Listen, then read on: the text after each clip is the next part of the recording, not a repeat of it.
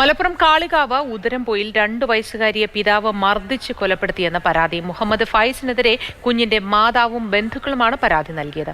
കുഞ്ഞിന്റെ ദേഹത്ത് മർദ്ദനമേറ്റ പാടുകളുണ്ടെന്നും മുൻപും ഇയാൾക്കെതിരെ പരാതി നൽകിയിട്ടുണ്ടെന്നും ബന്ധുക്കൾ മാതൃഭൂമി ന്യൂസിനോട് പ്രതികരിച്ചു. മുഹമ്മദ് ഫൈസിനെ കാളികാവ് പോലീസ് കസ്റ്റഡിയിലെടുത്ത് ചോദ്യം ചെയ്യുകയാണ്. ഇന്നലെ ഉച്ചയ്ക്കാണ് കാളികാവ് സ്വദേശിയായ ഫൈസ് കുഞ്ഞുമായി വണ്ടൂരിലെ ആശുപത്രിയിലെത്തുന്നത്. ഭക്ഷണം തൊണ്ടയിൽ കുടുങ്ങിയതാണെന്നാണ് ഡോക്ടർമാരോട് പറഞ്ഞത്. പിന്നാലെ ഗുരുതരാവസ്ഥയിലായിരുന്ന കുഞ്ഞു മരിച്ചു. ഫൈസ് പറയുന്നത് വിശ്വസനീയമല്ലെന്നും കുഞ്ഞിന്റെ ദേഹത്ത് മർദ്ദനമേറ്റ പാടുകളുണ്ടായിരുന്നെന്നും കുട്ടിയുടെ അമ്മയുടെ ബന്ധുക്കൾ പറയുന്നു. നാളത്തിൽ പോയി എന്ന് പറഞ്ഞിട്ടാണ് ഇത് ഹോസ്പിറ്റലിൽ തരിപ്പ് പോയി എന്ന് പറഞ്ഞിട്ടാണ് ഹോസ്പിറ്റലിൽ കൊണ്ടുപോയത്. പക്ഷെ ഞങ്ങൾക്കത് ആർക്കും വിശ്വാസമല്ല. ഇത് ഞങ്ങളെ വീട്ടുകാർക്ക് ആർക്കും ഇത് വിശ്വാസമല്ല. നമ്മൾ കണ്ടു കഴിഞ്ഞാൽ ഇവന് അത്തരം കാര്യങ്ങൾ ചെയ്യുന്ന ആളാണെന്ന് നമുക്ക് പറയാൻ കഴിയില്ല. പക്ഷെ ഇന്ന് അവൻ ചെയ്യുന്ന കാര്യങ്ങളൊക്കെ അങ്ങനത്തെ കാര്യങ്ങളാണ്. ഫായിസിന്റെ വീട്ടിൽ നിന്ന് സ്ഥിരം ബഹളം കേട്ടിരുന്നതായി അയൽവാസികളും പറയുന്നുണ്ട്. ഭക്ഷണം തൊണ്ടയിൽ കുടുങ്ങിയതാണ് മരണകാരണമെന്ന് ഫായിസിന്റെ മാതാപിതാക്കൾ പോലീസിനോട് പറഞ്ഞു.